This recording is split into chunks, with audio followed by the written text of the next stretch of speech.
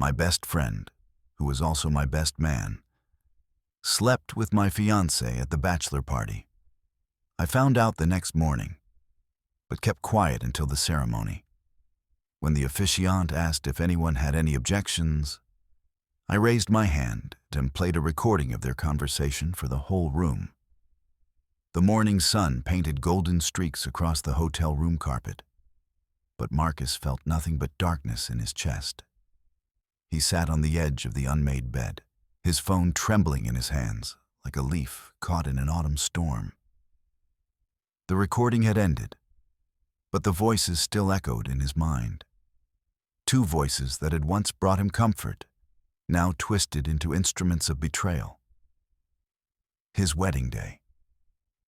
The day he had dreamed about since childhood, when he would run around his grandmother's garden pretending to marry his imaginary princess. The day that was supposed to mark the beginning of his forever with Celestine, the woman whose laugh could make flowers bloom and whose touch could heal any wound in his soul. Instead, it had become the morning when his entire world crumbled like a house of cards in a hurricane. Marcus had always been the kind of man who believed in fairy tales.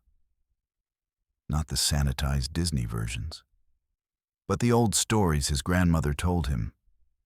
The ones where love conquered all, where good people were rewarded, and where truth always found its way to the surface. His grandmother, with her weathered hands and eyes like ancient stars, had raised him to believe that loyalty was sacred, that friendship was a holy bond, and that love was the most powerful force in the universe. A man's character, she used to say while kneading bread in her tiny kitchen, is measured not by what he does when everyone is watching, but by what he does when he thinks no one will ever know. Those words had shaped him, molded him into someone who valued honor above convenience, truth above comfort. But now, sitting in this sterile hotel room with its beige walls and synthetic carpet, Marcus wondered if his grandmother had been wrong. Maybe the world wasn't a place where good intentions mattered. Maybe it was just a stage where people wore masks and played roles until the curtain fell and revealed their true faces. The recording had been an accident. Or perhaps fate's cruel gift. Marcus had called Celestine the night before, after the bachelor party, just to hear her voice before their big day. Her phone had gone straight to voicemail, but something had gone wrong with the connection. Instead of hanging up, it had somehow started recording. For 23 minutes and 14 seconds, his phone had captured a conversation that would change everything. 23 minutes and 14 seconds of his fiancée and his best friend discussing their betrayal like it was nothing more than choosing what to have for breakfast. 23 minutes of learning that the two people he trusted most in the world had been lying to his face for months. 23 minutes of his life shattering into pieces so small he didn't know if they could ever be put back together. Damon. His best friend since they were 7 years old, when they had bonded over shared lunches and a mutual love of adventure stories. The boy who had stood by him when his parents divorced, who had helped him through his darkest moments, who had been chosen as his best man without a second thought. Damon, with his easy smile and magnetic personality, had always been the one people gravitated toward. Marcus had never minded living in his shadow. He had been proud to call such a remarkable person his friend. But pride, Marcus was learning, could be a dangerous thing. It could blind you to the snakes hiding in your garden. It could make you trust people who saw your trust as weakness rather than gift. The hotel room felt like a prison cell. Outside, he could hear the sounds of the city waking up. Cars honking, people laughing, life continuing, as if nothing had changed. But inside this room, time seemed frozen. The minutes crawled by like wounded animals, each one bringing him closer to a decision that would define the rest of his life. Marcus looked at his reflection in the mirror across the room. He barely recognized the man staring back at him. His usually bright eyes were dim, surrounded by dark circles that spoke of a sleepless night. His hair, which Celestine loved to run her fingers through, was disheveled and unkempt. He looked like a ghost of himself, haunted by knowledge he never wanted to possess. The worst part wasn't even the betrayal itself. It was the realization that it had been going on for so long without his notice. How many times had he praised Damon to Celestine, telling her how lucky he was to have such a loyal friend? How many times had he told Damon how perfect Celestine was, how she made him feel complete? Had they laughed about his naivety behind his back? Had his genuine emotions been nothing more than entertainment for them? In the recording, their voices had been casual, almost bored. They talked about their affair like it was a business transaction, discussing logistics and timing with the same tone people used to plan a grocery shopping trip. There was no guilt, no remorse, no acknowledgement that they were destroying someone who loved them both. They were planning to continue after the wedding, treating his marriage like a convenient cover for their relationship. "He'll never suspect anything," Celestine had said, her voice carrying that lilting quality that had once made his heart skip beats. "Marcus trusts everyone. It's almost too easy." "That's what I love about him," Damon had replied. And Marcus could picture his friend's characteristic grin. He's so honest himself that he can't imagine anyone else being dishonest. It's actually kind of sweet, in a pathetic way. Sweet. Pathetic. Those words cut deeper than any knife could have. They had reduced his capacity for love and trust to character flaws, turned his best qualities into jokes. In their eyes, his loyalty made him a fool.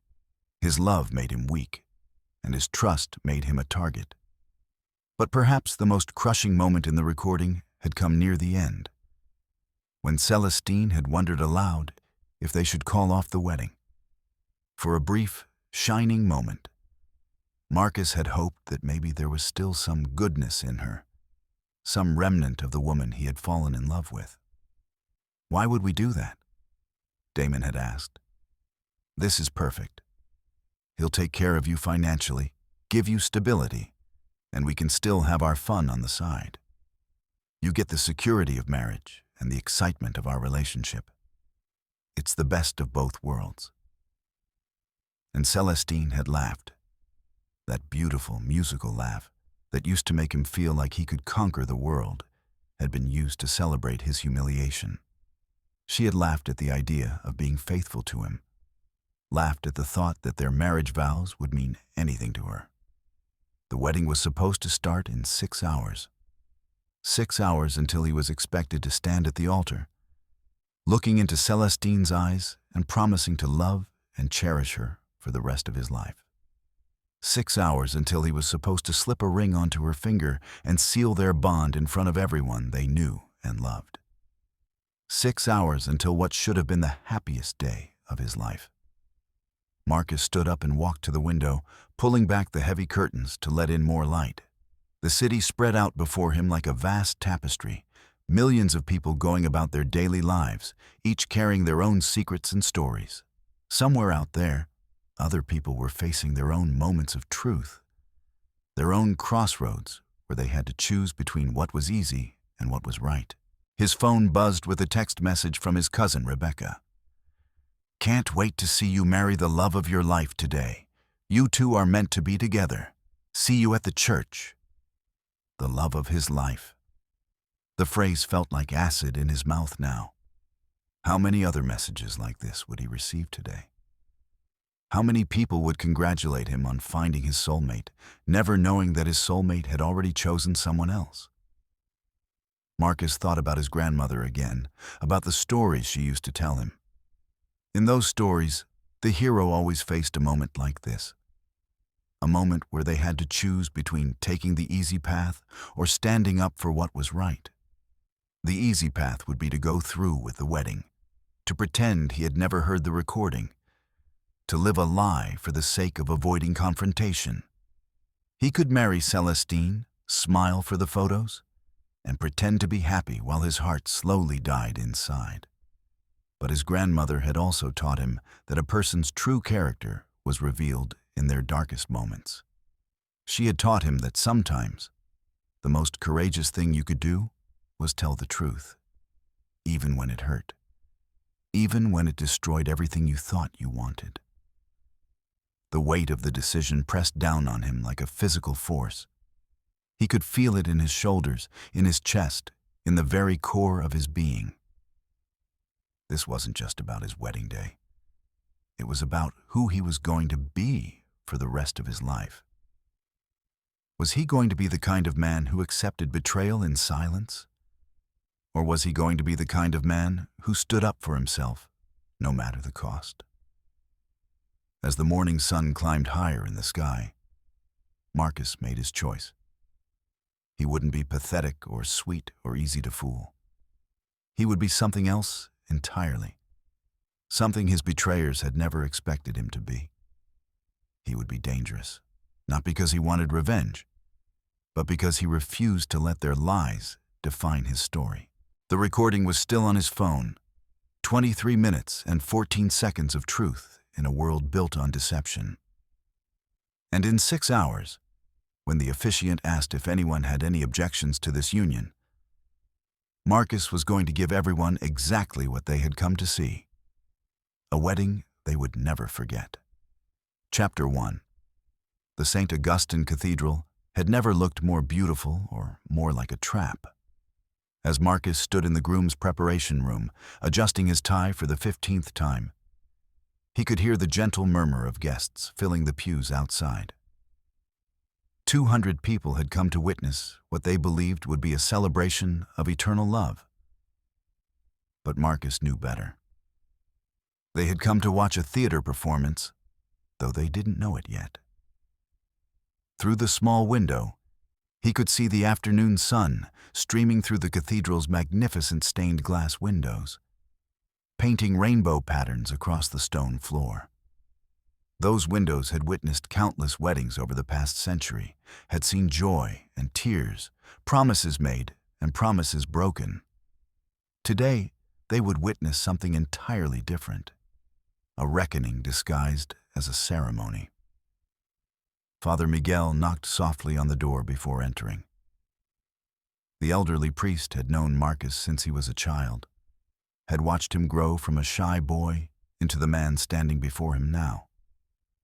His kind eyes, crinkled with years of wisdom and compassion, studied Marcus with the intensity of someone who had spent decades reading human souls. "My son," Father Miguel said in his gentle accent, "you seem troubled. It is natural to have wedding day nerves. But this feels different. Your spirit seems heavy." Marcus almost laughed at the understatement. Heavy didn't begin to describe the weight he was carrying. It felt like he had swallowed a stone that was slowly growing larger in his chest, making it difficult to breathe, difficult to think about anything except the recording hidden in his jacket pocket. "I'm fine, Father," Marcus replied, though his voice sounded hollow even to his own ears. "Just thinking about how much everything is about to change." Father Miguel approached him with the slow, careful steps of a man who had learned to read between the lines of human speech.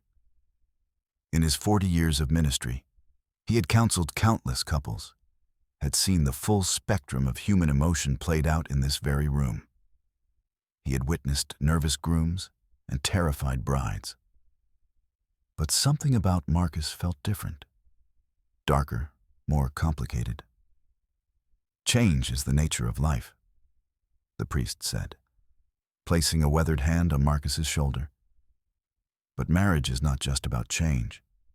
It is about choosing, every day, to love someone despite their imperfections.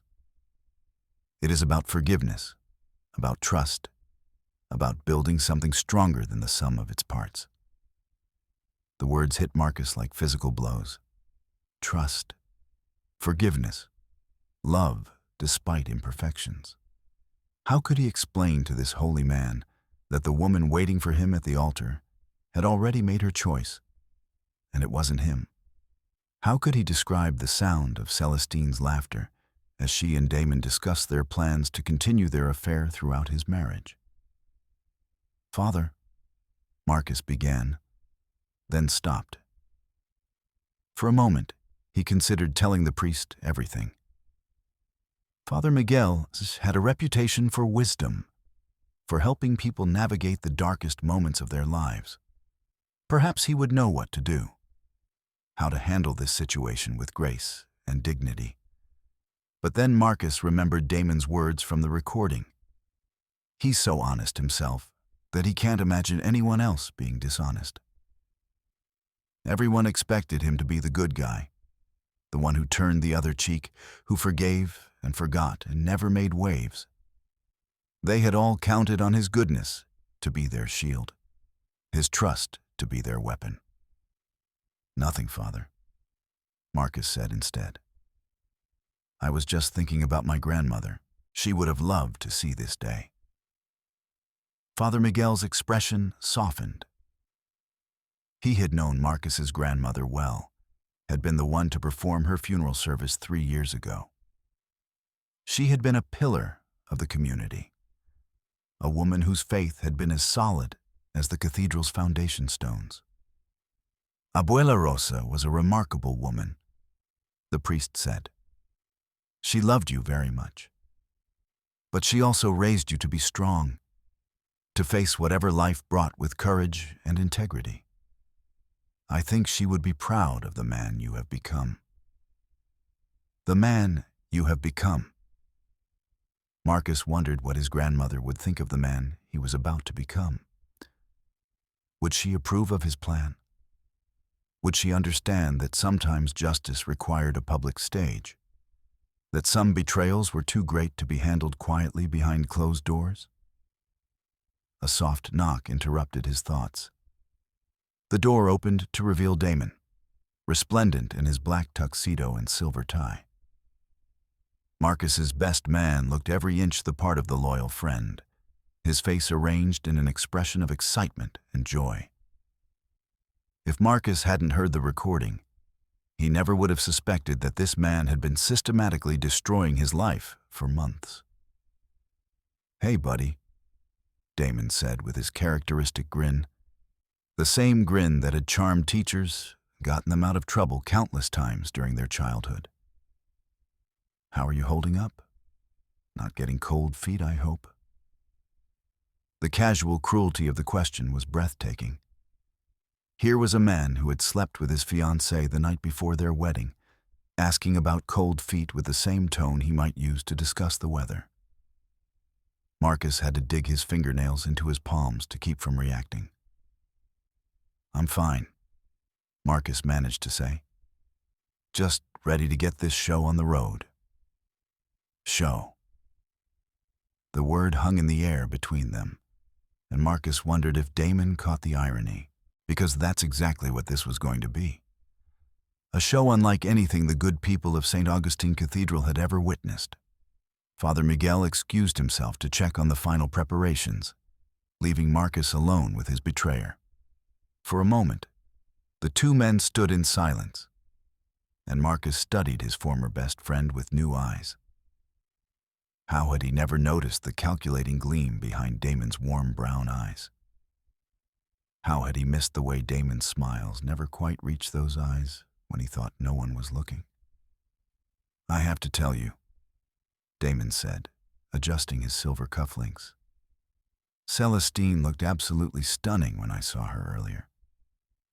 You're a lucky man, Marcus. She's going to make you very happy." The words were delivered with such apparent sincerity that Marcus almost admired the performance. This was a man who could look his best friend in the eye and lie without a trace of guilt, who could speak of happiness while actively working to destroy it. There was something almost artistic about the level of deception required. "I'm sure she will," Marcus replied, his voice steady despite the storm raging inside him. After all, she's shown me exactly who she really is. Something flickered across Damon's face, so quickly that Marcus almost missed it. Uncertainty, perhaps, or a momentary fear that his words had been interpreted correctly. But the expression was gone as quickly as it had appeared, replaced by that same jovial mask. "That's the spirit," Damon said, clapping Marcus on the shoulder with the same hand that had touched Celestine just hours ago. "Marriage is all about really knowing each other, right? No secrets, no hidden agendas, just pure honesty between two people who love each other." Marcus had to bite his tongue to keep from laughing. The sheer audacity of the statement was almost impressive. Here was a man who had built his entire relationship with Marcus on lies, talking about honesty as if he had any idea what the word meant. "Absolutely," Marcus agreed. "Honesty is everything. In fact, I think everyone here today is going to learn some important truths about the people they thought they knew." Again, that flicker of uncertainty crossed Damon's features.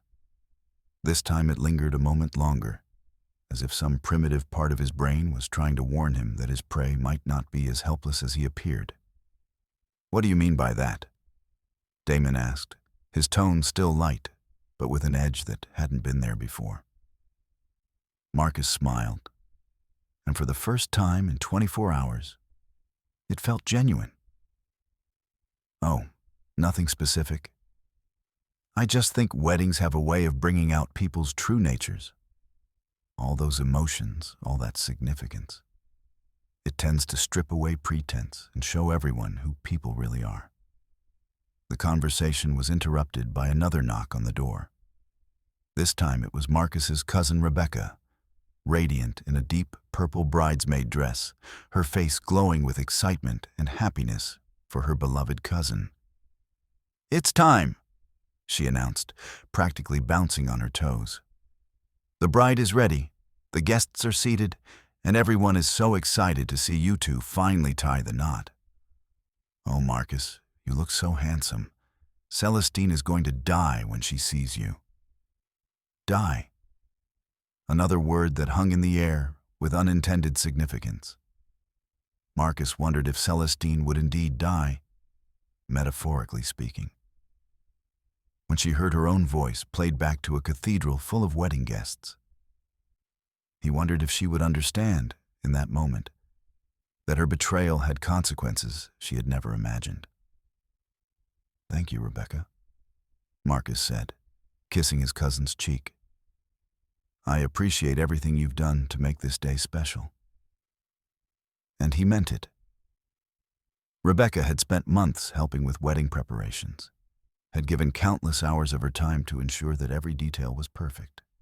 She had done it out of love, out of genuine happiness for what she believed was a perfect couple. She deserved better than to be an unwitting participant in this deception. As they prepared to leave the room, Marcus caught sight of himself in the mirror one final time. The man looking back at him was a stranger, someone harder than the Marcus who had entered this room, someone who had been transformed by knowledge and betrayal into something entirely new. His grandmother used to say that crisis revealed character. But Marcus was beginning to think it didn't just reveal character. It created it.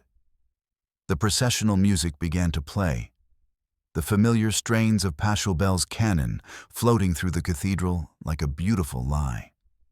Marcus took a deep breath, feeling the weight of his phone in his jacket pocket, feeling the weight of the decision he had made. In a few minutes, he would walk down that aisle and take his place at the altar. He would look into Celestine's eyes and see the woman who had betrayed him. He would stand next to Damon and feel the presence of the friend who had stabbed him in the back. But he would also be standing in front of 200 people who deserved to know the truth, who deserved to understand that their presence was being used to legitimize a lie. He would be standing in a house of God, where truth was supposed to matter more than comfort, where justice was supposed to triumph over convenience. The cathedral doors opened, and Marcus stepped into the main sanctuary. The sight that greeted him was breathtaking. Rows upon rows of family and friends, all dressed in their finest clothes, all wearing expressions of joy and anticipation. The afternoon sun streamed through the stained glass windows, bathing everything in golden light. Flowers adorned every surface, their fragrance mixing with the scent of old wood and incense to create an atmosphere of sacred celebration. But as Marcus walked down the aisle, he saw something else in those faces. Trust. These people trusted him to be the man they thought he was. Trusted Celestine to be the woman they believed her to be. Trusted that what they were witnessing was real and true and worthy of their celebration. That trust felt like another weight on his shoulders, another responsibility in an already impossible situation. Halfway down the aisle, Marcus caught sight of Celestine's parents in the front row. Her mother was already crying tears of joy, dabbing at her eyes with a lace handkerchief. Her father stood stoically, but Marcus could see the pride in his eyes as he prepared to give his daughter away to the man he believed would love and protect her forever. These people had trusted him with their most precious possession, their daughter.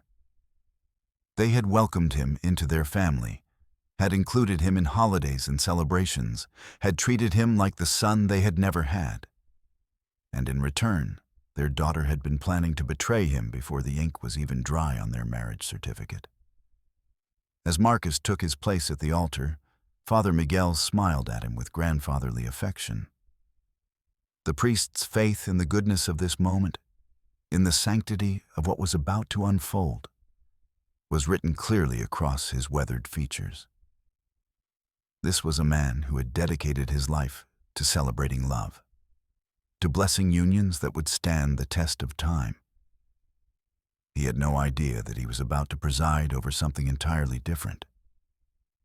Damon moved to stand beside Marcus, playing his role as the supportive best man with the skill of a professional actor. To everyone watching, he was the picture of loyalty and friendship. Only Marcus knew that he was actually a wolf in sheep's clothing, a predator who had used their friendship as camouflage while he stalked his prey. The music swelled, signaling the bride's entrance, and every head in the cathedral turned toward the back doors. This was the moment everyone had been waiting for. The moment when Celestine would make her grand entrance and take her place as the star of this elaborate production. But as the doors opened and she appeared, Marcus felt something unexpected. Not the crushing pain he had anticipated, but a strange sense of clarity. This was his moment of truth, the culmination of everything that had led him to this point. In a few minutes, when Father Miguel asked if anyone had any objections to this union, Marcus would stand up and show everyone exactly who they were really dealing with. The recording in his pocket felt like a loaded weapon. 23 minutes and 14 seconds of pure truth in a world built on beautiful lies. Soon, very soon, everyone in this cathedral would understand that they hadn't come to witness a wedding at all. They had come to witness a reckoning. Chapter 2. Celestine appeared in the cathedral doorway like a vision from a dream. And for a moment, Marcus forgot about the recording, forgot about the betrayal, forgot about everything except the woman he had once believed was his soulmate. She was absolutely radiant in her wedding gown, a masterpiece of silk and lace that had taken months to select, with a train that seemed to float behind her like clouds. Her dark hair was swept up in an elegant arrangement, held in place by her grandmother's pearl pins, and her face was luminous with what appeared to be pure joy. But Marcus knew better now. He could see past the beauty, past the carefully applied makeup and the practiced smile. He could see the actress beneath the costume, the woman who was walking down this aisle not toward the love of her life, but toward a convenient arrangement that would give her everything she wanted while costing her nothing she valued. The congregation rose as one, 200 people paying homage to what they believed was true love. Their faces were soft with emotion, their eyes bright with tears of happiness. Marcus's Aunt Sarah was openly weeping in the third row, overwhelmed by the beauty of the moment. His college roommate David was grinning from ear to ear, probably already composing the toast he would give at the reception. These were good people, honest people, who deserved better than to be props in someone else's deception. Celestine's father, distinguished in his black tuxedo, walked beside his daughter with obvious pride. Richard Montclair was a man who valued tradition and family honor above all else. He had worked for 40 years to build a reputation as someone whose word was his bond, whose handshake was as good as a contract. The idea that his beloved daughter was capable of such elaborate deception would destroy something fundamental in his worldview. As they progressed down the aisle, Marcus found himself studying Celestine's face with the intensity of a detective examining evidence. How had he never noticed the calculating coldness behind her warm brown eyes? How had he missed the way her smile seemed to be performed rather than felt? Perhaps love truly was blind, or perhaps he had simply been so invested in the fairy tale that he had refused to see the reality. When they reached the altar, Richard Montclair shook Marcus's hand with genuine affection. "Take care of her," he whispered, his voice thick with emotion.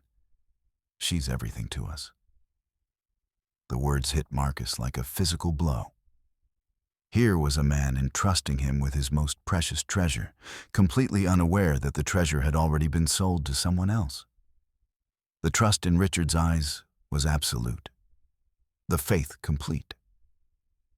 In a few minutes, Marcus was going to shatter that faith forever. Celestine took her place beside him, and for a moment they stood together as they had so many times before. At parties, at family gatherings, in quiet moments when it had felt like they were the only two people in the world.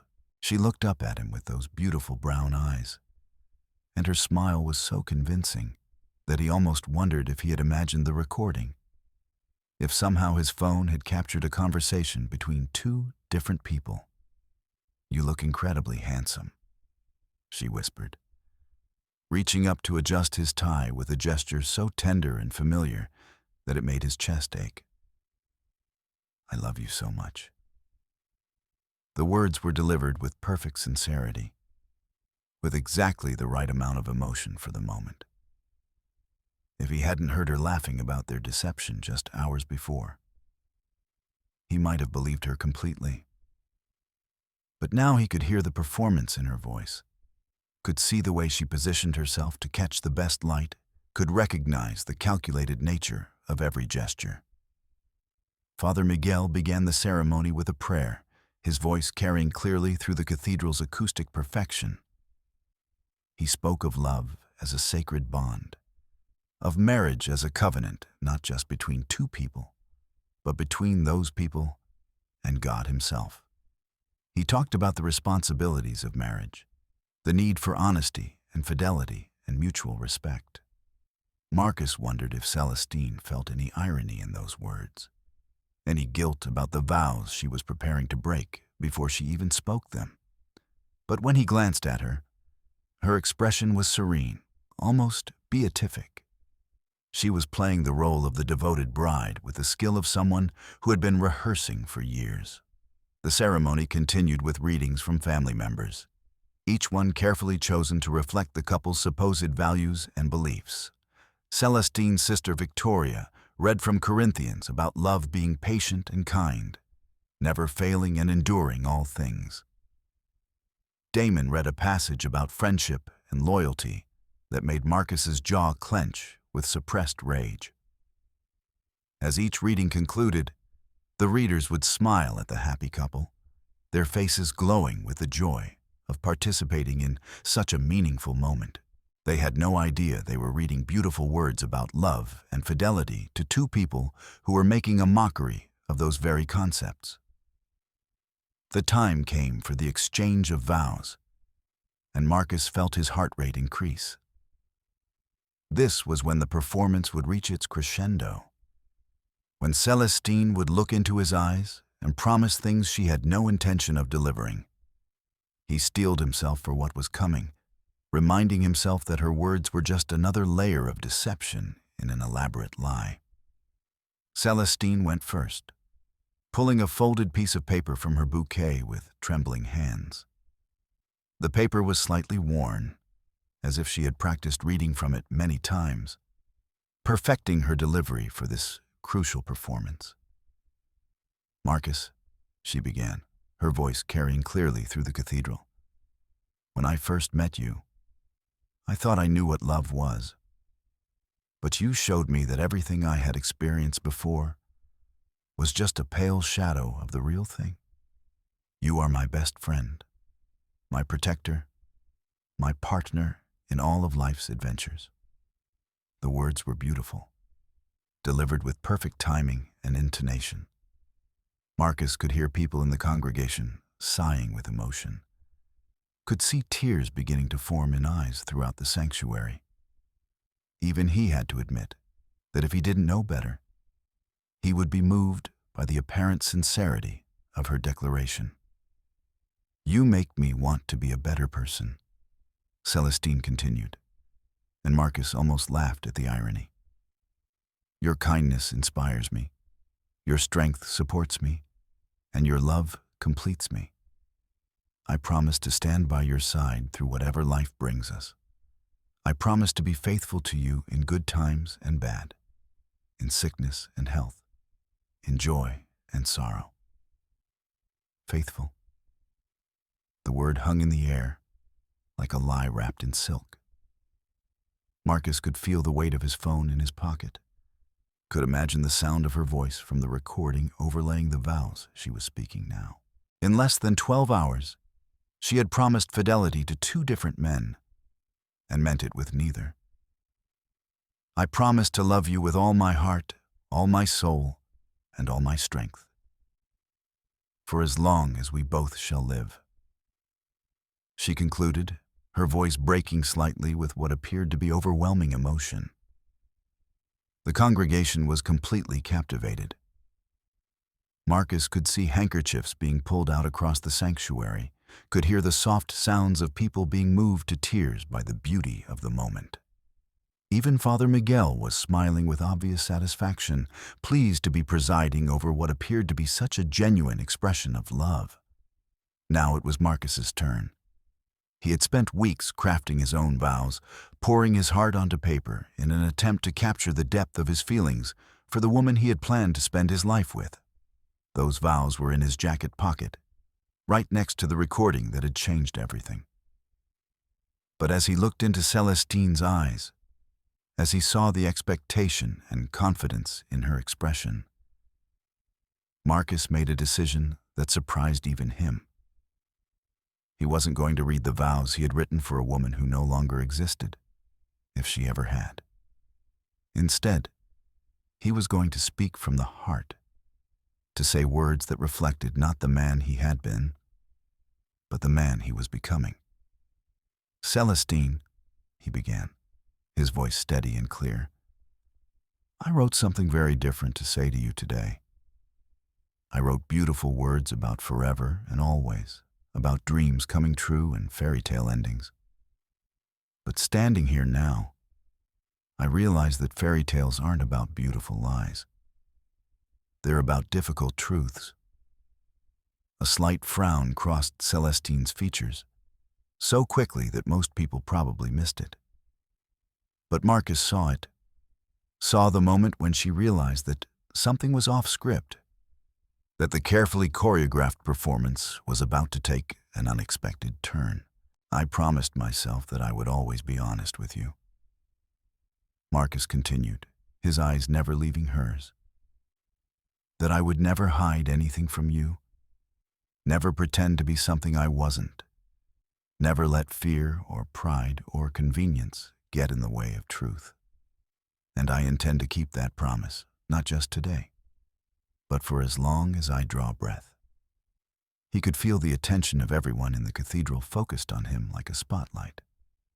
This wasn't the typical wedding vow format, and people were beginning to sense that something unusual was happening. But they weren't alarmed yet.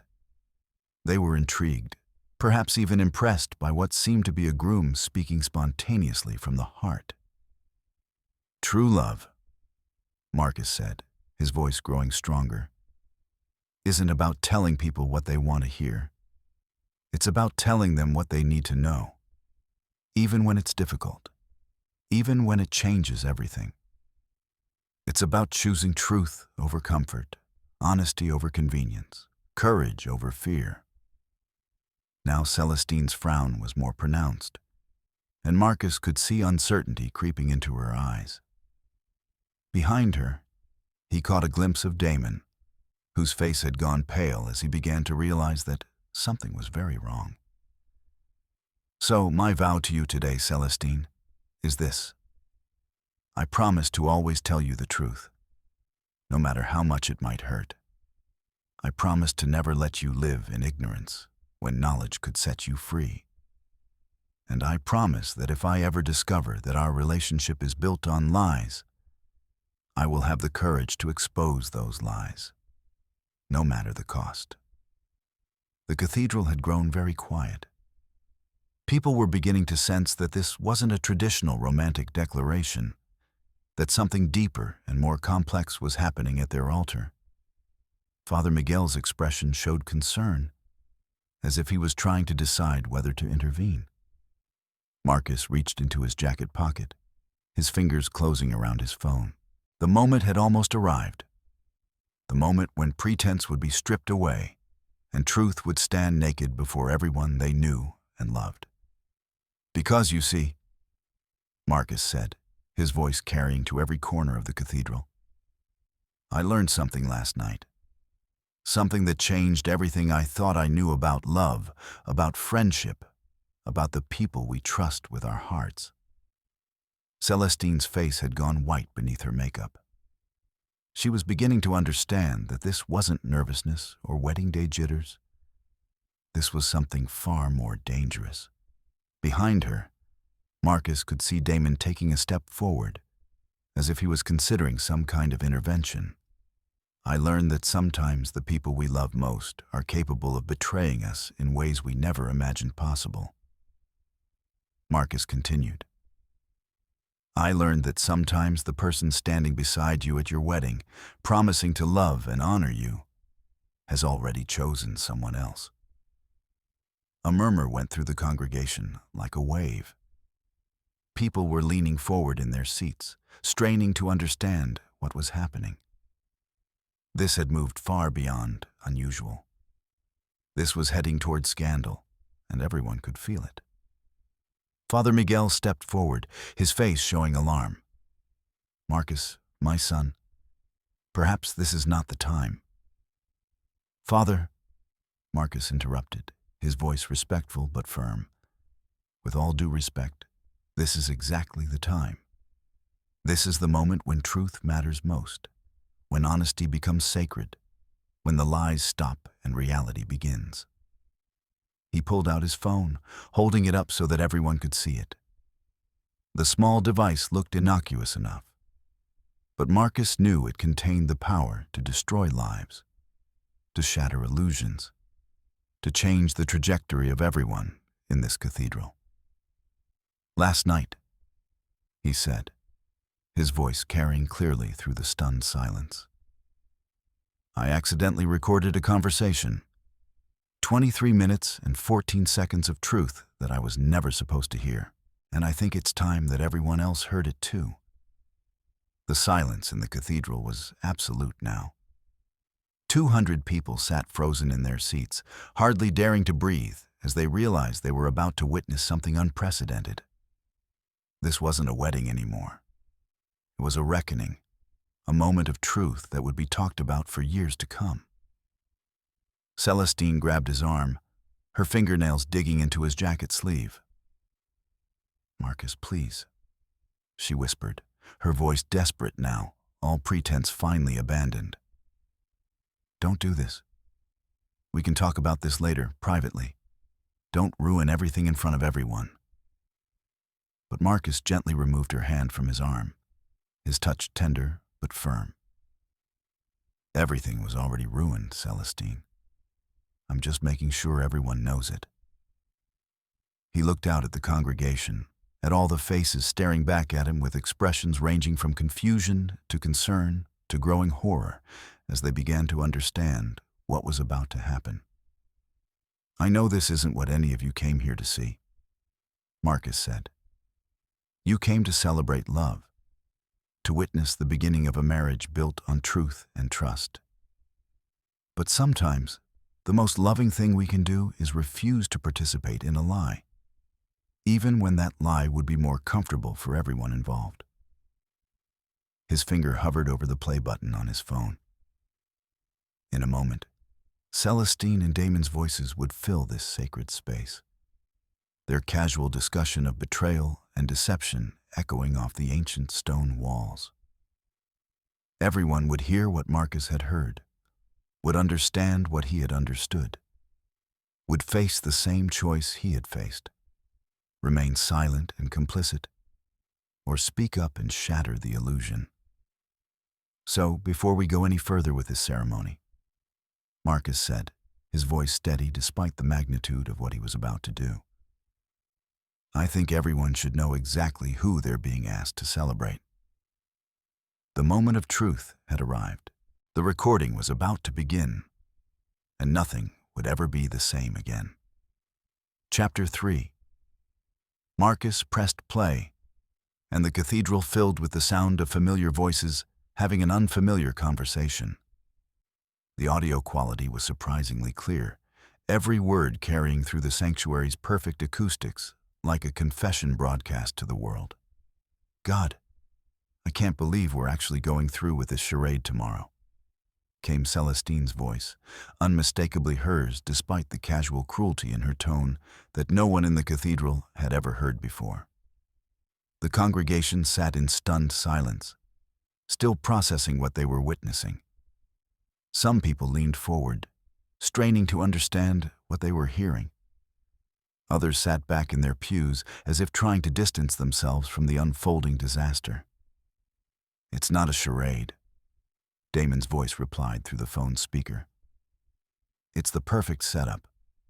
Marcus gets his fairy tale wedding, you get financial security, and we get to keep having our fun on the side. Everyone wins." The sound that went through the cathedral was like air being sucked out of a room. 200 people realized simultaneously that they were hearing something they were never meant to hear, witnessing the destruction of everything they had believed about the couple standing at the altar. Celestine lunged for the phone, her carefully arranged composure finally cracking completely. "Stop it!" she screamed, her voice echoing through the sanctuary. "Turn it off! You can't do this!" But Marcus stepped back, keeping the phone out of her reach. His face was calm, almost serene, as if he had found peace in finally letting the truth speak for itself. "He'll never suspect anything," Celestine's recorded voice continued. "Marcus trusts everyone. It's almost too easy." "That's what I love about him," came Damon's reply. "He's so honest himself that he can't imagine anyone else being dishonest. It's actually kind of sweet, in a pathetic way." The word pathetic hung in the air like a physical blow. Marcus could see the faces in the congregation, could watch the progression of emotions as people moved from confusion to understanding to horror. His Aunt Sarah had her hand over her mouth, her eyes wide with shock. His college roommate David looked like he had been punched in the stomach. Father Miguel stepped forward again, his face a mask of distress.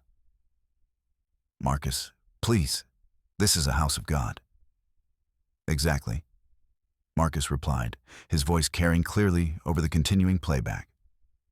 "This is a house of God, where truth is supposed to matter more than comfort, where lies are supposed to be exposed, not celebrated. On the recording, the conversation continued with devastating casualness. Celestine and Damon discussed their months-long affair like it was a business arrangement, dissecting Marcus's character flaws and planning their future deceptions with the kind of clinical detachment usually reserved for discussing the weather. "The best part," Damon's voice said through the phone, "is that he actually thinks we're his best friends. He has no idea that every time he talks about how lucky he is, we're laughing at him behind his back." That was the moment when the congregation's shock turned to something else: anger. Marcus could see it happening across the sanctuary, could watch as people he had known for years began to understand not just what had been done to him, but how completely he had been humiliated by the two people he trusted most. His cousin Rebecca was crying openly now. Not tears of joy, but tears of rage and heartbreak for what her beloved cousin had endured. His uncle Thomas looked like he wanted to commit violence. His hands clenched into fists as he stared at Damon with undisguised hatred. But it was Celestine's parents who broke Marcus's heart the most. Her mother sat frozen in the front row, her face white with shock, her carefully applied makeup beginning to run as tears of shame and disbelief rolled down her cheeks. Her father looked like he had aged 10 years in the space of minutes, his proud bearing crumpling as he realized that his beloved daughter was not the person he had raised her to be. "Should we feel guilty about this?" Celestine's voice asked from the recording, and for a moment Marcus hoped that some trace of conscience would emerge. "About what?" Damon replied. "About giving him exactly what he wants? He wants a wife. You want security. I want you. It's a perfect arrangement. He's getting a beautiful woman who will make him look good in public. What he does behind closed doors is his business. But what if someone finds out?" "Who's going to find out?" "Marcus, please. He's so wrapped up in his fairy tale romance that he wouldn't notice if we made out in front of him. And even if he did suspect something, he's too much of a gentleman to ever actually confront us about it. He'd just suffer in silence and try to work harder to win you back." The accuracy of that assessment was devastating. Even now, as Marcus stood in front of 200 people playing evidence of their betrayal, part of him wanted to turn off the phone, to spare everyone the pain of this revelation, to find some way to salvage something from the wreckage of his life. But he had made his choice. He had decided that truth mattered more than comfort, that dignity mattered more than convenience, that some betrayals were too great to be handled quietly behind closed doors. The recording continued, and with each passing moment, the cruelty became more apparent. They discussed not just their affair, but their plans to continue it throughout his marriage. They talked about how they would handle holidays and family gatherings, how they would manage their schedules to maximize their time together while maintaining the pretense of loyalty to Marcus. "The wedding is going to be perfect," Celestine's voice said with obvious satisfaction. 200 people celebrating our love, throwing flower petals and taking pictures of the happy couple. If they only knew what they were really celebrating. "They're celebrating your performance," Damon corrected. "And it really is a masterful performance. You've got him so convinced that you're his soulmate that he can't see what's right in front of his face."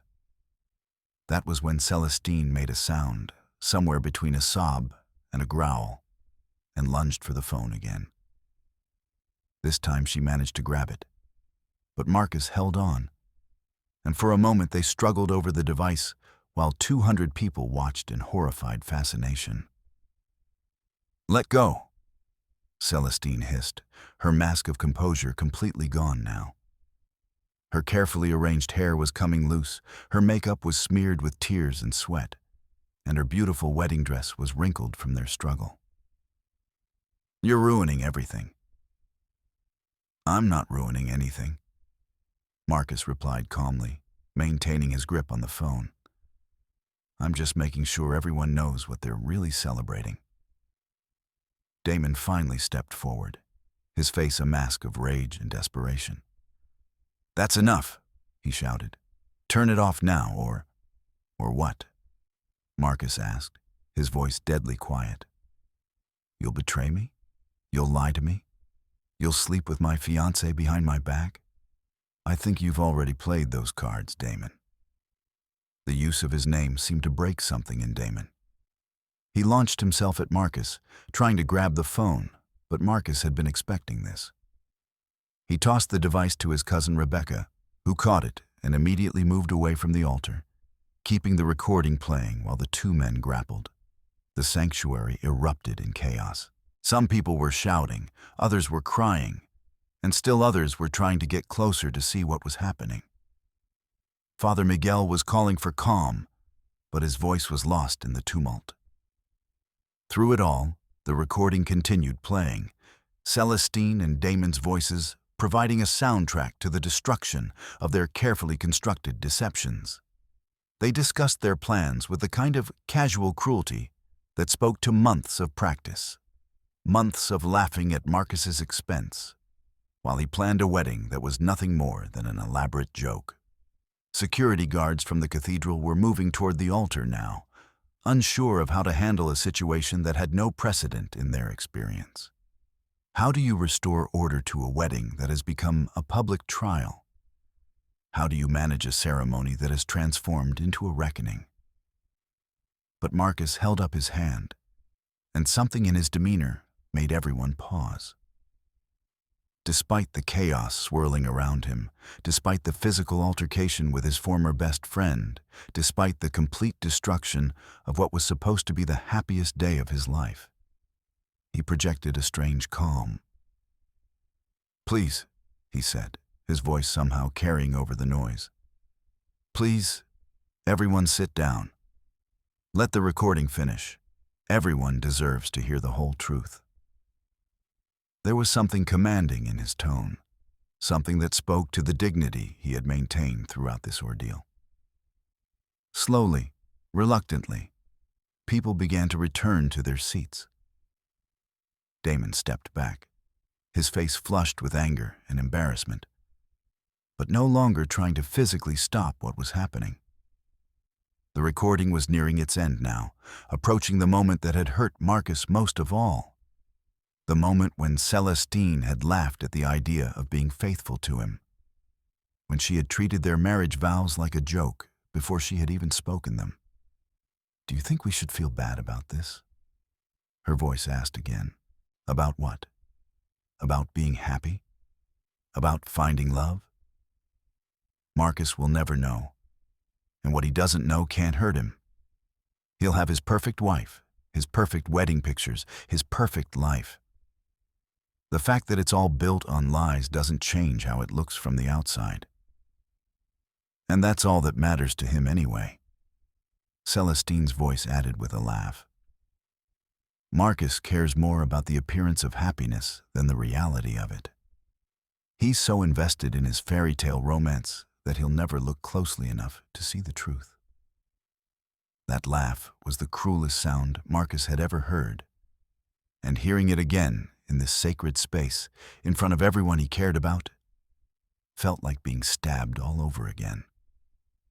But this time, he wasn't suffering alone. This time, everyone could hear what he had heard, could understand what he had understood. The recording ended in silence. 200 people sat in their pews, staring at the altar where 3 people stood, surrounded by the wreckage of their relationships. No one seemed to know what to say, what to do, how to process what they had just witnessed. Finally, Father Miguel stepped forward. His face was grave, his voice heavy with sorrow as he spoke. "I think," he said slowly, "that this ceremony cannot continue." Marcus nodded, feeling a strange sense of relief wash over him. It was over. The pretense was finished, the lies were exposed, and the truth was finally free to exist in the light of day. "I think you're right, Father," he said. This ceremony was over before it began. It just took us all a while to realize it. He looked out at the congregation, at all the faces staring back at him with expressions of sympathy, admiration, and profound sadness. These people had come to celebrate love, and instead they had witnessed the destruction of everything love was supposed to represent. "I'm sorry," he said to them, his voice carrying clearly through the now silent cathedral. "I'm sorry you had to see this. I'm sorry your time was wasted on a lie. But I'm not sorry for telling the truth. My grandmother always taught me that the truth might hurt for a moment, but lies hurt forever." He turned to look at Celestine one final time. She was standing there in her destroyed wedding dress, her makeup ruined, her carefully constructed facade finally stripped away. For the first time since he had known her, she looked genuinely small and vulnerable. "I loved you," he said simply. "I loved you with everything I had, everything I was, everything I hoped to become. That love was real, even if nothing else was." Then he turned to Damon, the man who had been his best friend since childhood, who had stood by his side through every important moment of his life, until he chose to stand behind his back instead. "And I trusted you," Marcus said. "I trusted you with my secrets, my fears, my hopes, and my heart. I trusted you with the woman I loved, never imagining that trust would become a weapon you'd use against me." Damon opened his mouth as if to speak, but Marcus held up a hand to stop him. "There's nothing you can say," Marcus continued. "No explanation that could make this right. No apology that could undo the damage. No excuse that could justify what you've done. The recording speaks for itself." He walked to where Rebecca was still holding his phone and gently took it from her hands. The device felt heavy with the weight of the truth it contained, the power it had wielded to destroy lives and expose lies. "Thank you all for coming," Marcus said to the congregation. "I know this isn't what you expected to see today. But sometimes the most important moments in our lives are the ones that force us to choose between comfortable lies and difficult truths.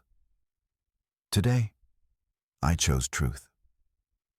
He began walking down the aisle, away from the altar, away from the woman who had betrayed him and the friend who had stabbed him in the back. Behind him, he could hear the sound of people beginning to move, to talk, to process what they had witnessed. But Marcus didn't look back. He had spent too much of his life looking backward, trusting in people who didn't deserve his trust, believing in promises that were never meant to be kept. Now, finally, he was looking forward, toward a future that might be uncertain, but would at least be built on truth. As he reached the cathedral doors, Marcus paused for a moment and looked back at the scene he was leaving behind. Celestine was surrounded by her family, all of them trying to comfort her while struggling to process the magnitude of her deception. Damon stood alone, abandoned by everyone who had thought they knew him. And in that moment, Marcus felt something he hadn't expected to feel: pity. Not for himself, but for them. They had chosen lies over truth, convenience over honor, momentary pleasure over lasting integrity. They had traded their souls for a few months of secret satisfaction, and now they would spend years trying to rebuild trust that could never be fully restored. Marcus stepped out into the afternoon sunlight, breathing deeply of the fresh air outside the cathedral. For the first time in 24 hours, he felt like he could breathe freely. The weight of secrets and lies and betrayal had been lifted from his shoulders, replaced by something lighter and cleaner and more honest. He pulled out his phone and deleted the recording. He had no need for it anymore. The truth had been told, the lies had been exposed, and justice had been served in the most public way possible. Now it was time to move forward. to begin the difficult work of rebuilding his life on a foundation of truth rather than deception. As Marcus walked away from the cathedral, away from the woman who had betrayed him and the friend who had stabbed him in the back, he thought about his grandmother's words. A man's character is measured not by what he does when everyone is watching, but by what he does when he thinks no one will ever know. Today, everyone had been watching. And today, Marcus had shown them exactly who he was. Not the pathetic, trusting fool that Celestine and Damon had thought him to be, but a man with enough courage to choose truth over comfort, dignity over convenience, honor over easy lies. The fairy tale was over. But sometimes, Marcus realized, the end of a fairy tale is just the beginning of real life. The end. The cathedral bells were silent that afternoon, their usual celebration of new marriages replaced by an unusual quiet that seemed to settle over the entire neighborhood. Marcus drove through the city streets with his windows down, letting the late afternoon air wash over him like a baptism. In his rearview mirror, he could see the cathedral growing smaller, and with it, the life he had thought he wanted. 6 months later, Marcus would receive a letter from Celestine, an attempt at explanation, an offer of reconciliation, a plea for forgiveness that arrived too late and meant too little. He would read it once, then place it in a box with the other remnants of their relationship. Photos that no longer made him smile, gifts that had lost their meaning, promises that had been broken before they were even made. Damon would try to contact him multiple times over the following year. But Marcus had learned the difference between persistence and genuine remorse. Some betrayals cut too deep to heal. Some trust, once shattered, could never be rebuilt. The boy who had been his best friend since childhood had died in that cathedral along with all the lies, leaving behind only a stranger who happened to share familiar memories. But Marcus discovered something unexpected in the ruins of his old life. Freedom. Freedom from the exhausting work of maintaining relationships with people who didn't value him. Freedom from the constant anxiety of trying to be worthy of love that was never real to begin with. Freedom from the suffocating weight of living a lie, even when that lie had seemed beautiful. He would travel, eventually. He would see places he had never imagined visiting, meet people who knew nothing of his story and cared nothing for his past mistakes. He would learn to trust again, carefully and selectively, but trust nonetheless. And someday, years later, he would meet someone who understood that real love wasn't about performance or convenience or security. It was about choosing each other, honestly and completely, every single day.